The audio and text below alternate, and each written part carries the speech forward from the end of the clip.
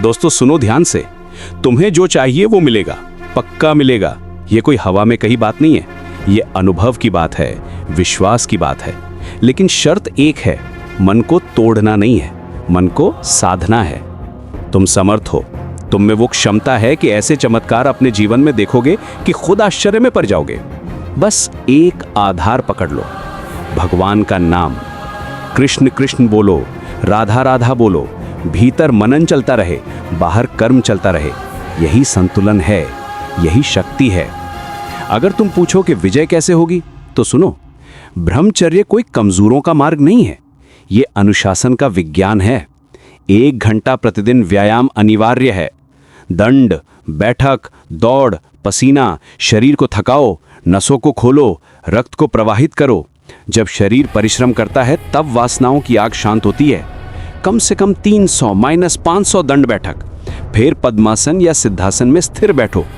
जब नस नाड़ी शुद्ध होती है तब ब्रह्मचर्य स्थिर होता है। जिसने ब्रह्मचर्य धारण किया उसके चेहरे पर अलग नूर आता है। बिना मेकअप, बिना सजावट, भीतर की ऊर्जा बाहर झलकती है।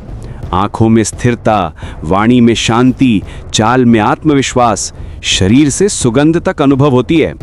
ये कोई अंधविश्वास नहीं, ये जैविक और आध्यात्मिक ऊर्जा का संतुलन है।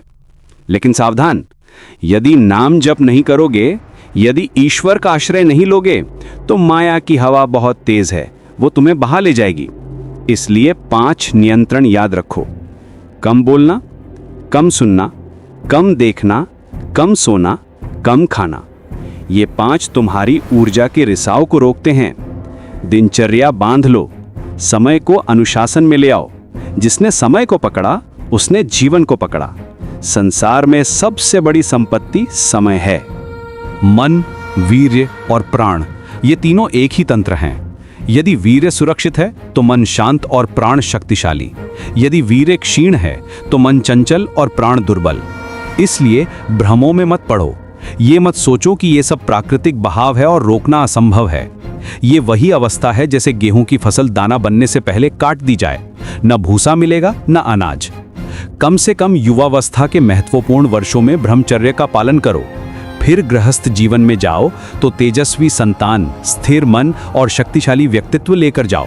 लेकिन याद रखो, जब तुम व्रत लेते हो तब माया सुविधा देकर परीक्षा लेती है।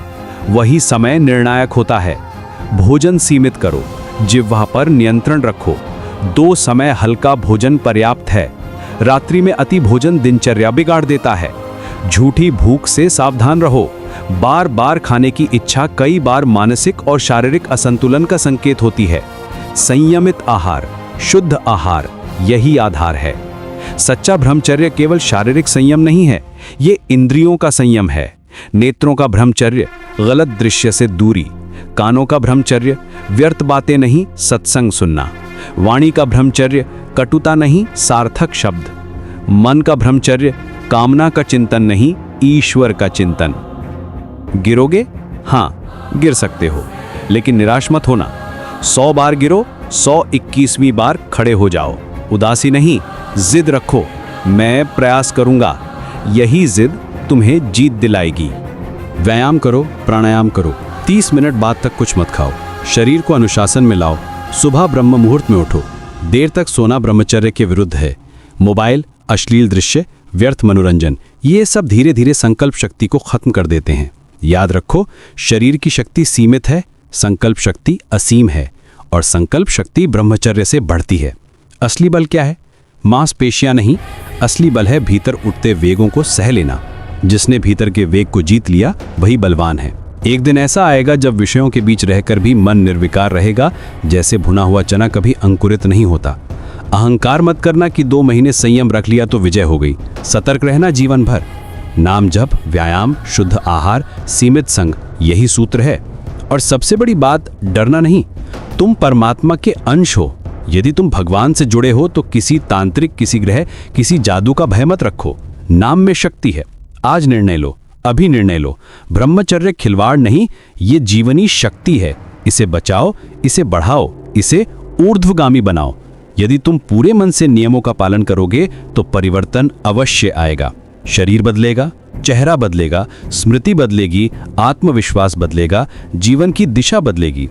अब प्रश्न तुमसे है, क्या तुम अपने जीवन को सामान्य बहाव में छोड़ दोगे या अनुशासन के साथ उसे ऊंचाई पर ले जाओगे? निर्णय आज है, विजय भी आज से ही शुरू होती है। राधे राधे।